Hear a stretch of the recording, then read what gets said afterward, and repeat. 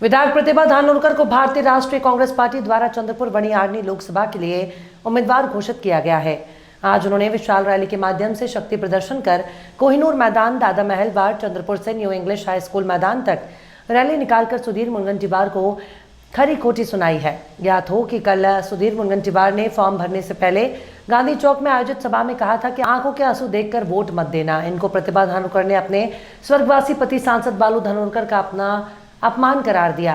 इस तरह विधायक प्रतिभा धानोरकर ने मंत्री मुनगंटीवार द्वारा बोटानिकल गार्डन और अन्य प्रकल्पों पर बेफिजूल पैसे बर्बाद करने का भी आरोप लगाया।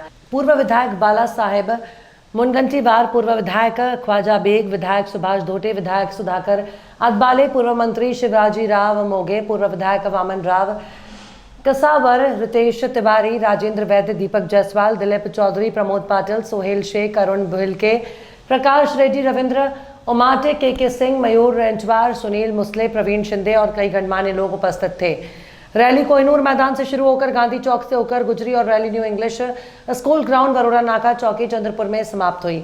इसके बाद सभी गणमान्य व्यक्तियों की उपस्थिति में संकल्प बैठक का आयोजन किया गया। धानोरकर की रैली और सभा में मुनगंटीवार के रैली के मुकाबले कई गुना ज्यादा नजर आए।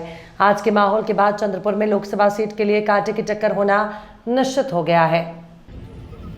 कालही सभा झाली, आजही आपण बघितलं असेल की मोठ्या संख्येनं जनसमुदाय या ठिकाणी होता। आम्हालाही अपेक्षा नव्हती की एवढी सुनामी या चंद्रपूर जिल्ह्यात आज होईल, पण अपेक्षापेक्षा जास्त लोक आजच्या या आपल्या रॅलीला होते।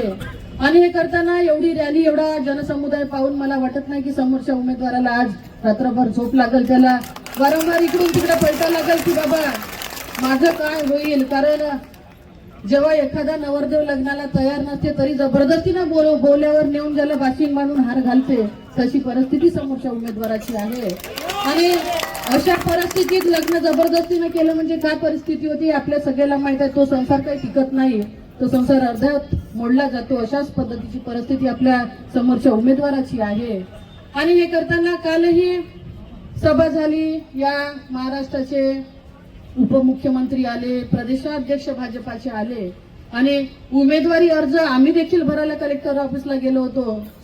सुभाष भाऊ होते, अडबाले सर नव्हते, सुभाष भाऊ, आम्ही, राजूभाऊ छोडे, सगळेजण आम्ही होतो। पण उमेदवाराच्या चेहऱ्यावरती आताच 12 वाजून होते आणि ते 12 वाजलेले पाहिल्याबरोबर मी सुभाष भाऊला म्हणलं की सुभाष भाऊ, विजय हा आपला नक्की पक्का आहे। कारण उमेदवाराच्या चेहऱ्यावर 12 आजच वाजून आहे। आणि कालच्या देखील सभेतले लोक आपण बघितले असेल आणि आजच्याही सभेतले लोक बघितले। कालच्या सभेत आलेले सगळे लोक हे मजूर वर्ग होता, त्यांना पैसे देऊन आणले, त्यांना काहीही घेणं देणं नव्हतं की उमेदवार कोण आहे। आणि त्या सभेतले अनेक लोकांना आम्हीही गाडीतून तिथूनच गेलो, आम्ही विचारलं की बाबा मत कोणाला देणार, ते तेच बोलले की पैसे मिळाले, दिवसभराची रोजी मिळाली म्हणून आलो, पण ताई आमच्या हक्काची आहे आणि मतदान हे ताईलाच करणार। त्याच्यामुळे मला कालच पूर्ण विश्वास होता की बऱ्यापैकी चांगले लोक आजच्या या सभेला येईल। खरं तर विरोधी पक्षाचे जे उमेदवार आहे त्यांनी भाषणात देखील सांगितलं की जातीच्या भरोशावर किंवा अश्रू ढाळून कोणाला मतदान मिळत नाही। खरं तर सुधीर भाऊचा मी खूप आदर करत होती, पण एका विधवा महिलेच्या अश्रूवर असंवेदनशीलपणे असं काही वक्तव्य ते करल याची कल्पना मला देखील नव्हती। पण अशा त्यांच्या या वक्तव्यावर माझी मायबाप जनता, माझी माता भगिनी कदापिही त्यांना माफ करणार नाही, हे आजच त्यांनी मला ठाणून घेतलं पाहिजे। कारण एखाद्या विधवा महिलेला साधारणतः माझ्या मिस्टरांना जाऊन 10 महिन्याचा कार्यकाल झाला। या 10 महिन्याच्या कार्यकालात माझ्यावर आणि माझ्या कुटुंबावर जे दुःखाचं डोंगर कोसळलं आणि महिनाभर मी घरात होती, महिन्यानंतर बाहेर निघली। कारण महिनाभर शेवटी कौटुंबिक जबाबदाऱ्या जरी माझ्यावर असल्या तरी सोबत एका विधानसभेची आमदार, एक लोकप्रतिनिधी म्हणूनही होती आणि माझ्या मतदारसंघाची जबाबदारी माझ्यावर होती। त्याच्यामुळे आज सतत 9 महिने झाले मी संपूर्ण लोकसभा क्षेत्र पायाला भिंगरी लावून फिरत आहो। आणि एवढं सगळं करत असताना जर समोरचा उमेदवार म्हणत असेल किंवा एखाद्या बाईनं धाडलेल्या अश्रूवरती जर का टीका करत असेल तर यापेक्षा त्यांचं दुर्दैव दुसरं कुठलं नाही आहे. परीक्षा देत असताना रडण्यापेक्षा लढण्याला महत्त्व जास्त देणं गरजेचं आहे.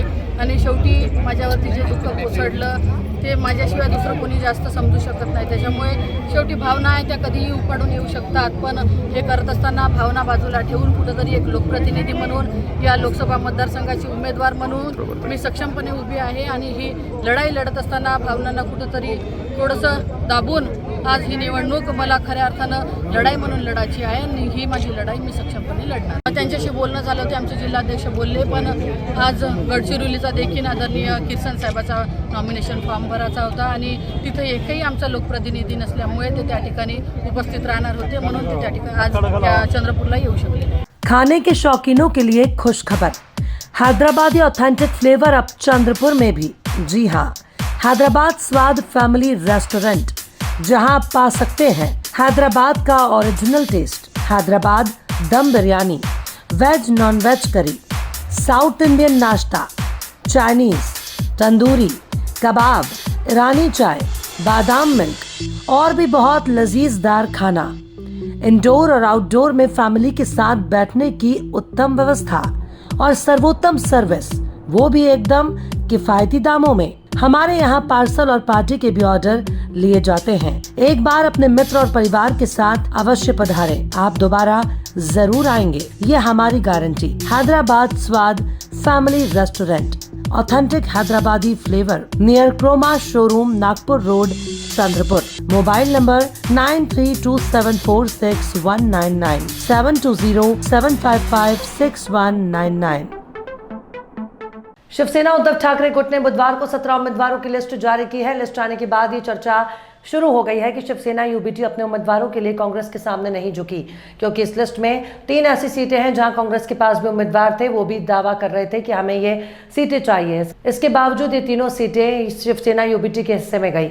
सबसे पहले शिवसेना यूबीटी की ओर से दक्षिण मध्य मुंबई, यहां से अनिल देसाई का नाम घोषित किया गया। यहां कांग्रेस के पास मुंबई कांग्रेस अध्यक्ष वर्षा गायकवाड़ के लिए ये सीट चाहिए थी। दूसरी सीट सांगली की है। यहां कांग्रेस के पास विशाल पाटिल उम्मीदवार थे, जो कि पूर्व सीएम वसंत दादा पाटिल के पोते हैं। शिवसेना ने चंद्रहास पाटिल को उम्मीदवार बनाया। वहीं तीसरी उत्तर पश्चिम मुंबई सीट है, जहां से अमोल कर्तिकार का नाम घोषित किया। ये सीट कांग्रेस के लिए संजय निरुपम के लिए चाहिए थी। इसके अलावा शिवसेना यूबीटी ने मुंबई दक्षिण से अरविंद सावंत, मुंबई उत्तर पूर्व से संजय दीना पाटिल और मुंबई उत्तर पश्चिम से आमेल जी कीर्तिकर को अपना उम्मीदवार बनाया है। शिवसेना उद्धव ठाकरे गुट ने पुराने वफादारों को चुनावी मैदान में उतारा, जिसमें अनंत गीते, रायगढ़, विनायक राउत, सिंधुदुर्ग, रत्नागिरी, चंद्रकांत खेरे, छत्रपति संभाजीनगर, भाऊ साहब बागचोरे, शिरडी, राजन विचारे, ठाणे और ओम राजे निम्बालकर, धाराशिव शामिल हैं। अन्य उम्मीदवारों में प्रोफेसर नरेंद्र खेड़ेकर, बुल्ढाना, यवतमाल, वाशिम, संजय देशमुख, संजोग वाघेरे पाटिल, मावल चंद्राहर पाटिल, सांगली, नागेश पाटिल, अष्टिकर हिंगोली, राजाबाऊ वाजे नासिक और संजय जाधव चुनावी मैदान में है। गौरतलब है कि विपक्षी महाविकास अघाड़ी ने राज्य की 48 लोकसभा सीटों में से 28 उम्मीदवारों की घोषणा की है, जिसमें कांग्रेस के 12 और एसएस के 16 शामिल हैं। यहाँ टेकड़ीवाड़ी में एक घर में दिन दहाड़े युवक के सर और गर्दन पर कुल्हाड़ी से वार कर उसकी बेरहमी से हत्या कर देने से खलबली मच गई है। वारदात घटना मंगलवार को दोपहर में हुई। मृतक लिखित उर्फ लक्की घनश्याम आड़े है। लिखित साई नगर ढाबा में रहता था और अपने पिताजी के ट्रांसपोर्ट और जेसीबी के काम में अपना हाथ बटाता था। वारदात के बाद आरोपी ने पुलिस के समक्ष आत्मसमर्पण कर दिया। घटना वाले दिन हमेशा की तरह लिखित आड़े अपने दोस्तों के साथ टेकड़ी वाली जिला परिषद स्कूल के बाजू में घर में ऊपरी मंजिल पर अपने दोस्त विक्की लोखंडे के यहाँ शराब पी रहा था। विक्की लोखंडे के यहाँ उसके दोस्त हमेशा शराब और गांजा पीते हैं। दोपहर में लिखित और आरोपी सागर घोष शराब और गांजे पी रहे थे, तभी दोनों के बीच विवाद हो गया और इस दौरान तैश में आकर सागर ने कुल्हाड़ी से लिखित के सिर और गले पर वार कर दिया। ये माजरा देख विक्की लोखंडे शोर मचाते हुए बस्ती में भागा, तब तक आरोपी फरार हो गया। लिखित की मौके पर ही मौत हो गई। घटना की सूचना मिलते ही डीसीपी अनुराग जैन, एसीपी सतीश गुराव, वाडी पीआई राजेश तटकरे, हिंगना पीआई विनोद गोडबोले घटनास्थल पर पहुंचे। पंचनामे के बाद शव पोस्टमार्टम के लिए अस्पताल भेजा। खबर लिखे जाने तक अपराध दर्ज होना बाकी था।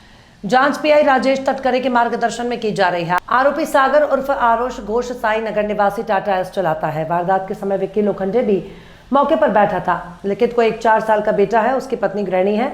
लिखित पर 5 साल पहले एक हत्या का मामला है। लिखित ने पत्थर से कुचलकर व्यक्ति को मौत की घाट उतारा था। लिखित और सागर दोस्त हैं। सागर के पिता ऑटो चालक हैं। हत्या करने के बाद सागर अपने घर पहुंचा और उसने जैसे ही पिता को मर्डर करने की जानकारी दी, वे सागर को अपने साथ बाड़ी में थाने में ले गए। थाने में सागर ने हत्या करने का जुर्म कबूल किया। इस मामले में विक्की लोखंडे को भी हिरासत में लिया गया है। विक्की से पूछताछ की जा रही है।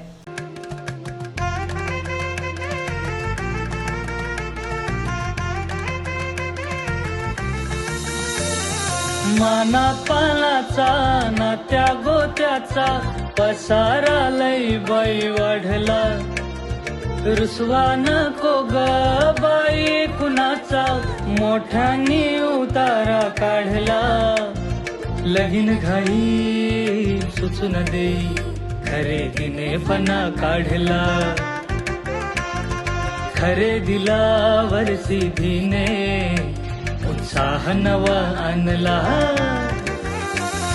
बांधला बसता बांधला, बांधला बसता बांधला, बांधला बसता बांधला, बांधला बसता बांधला. कमी किमतीत आणि क्वालिटी सोबत बरं का. और किती आहे तर शक्य आहे.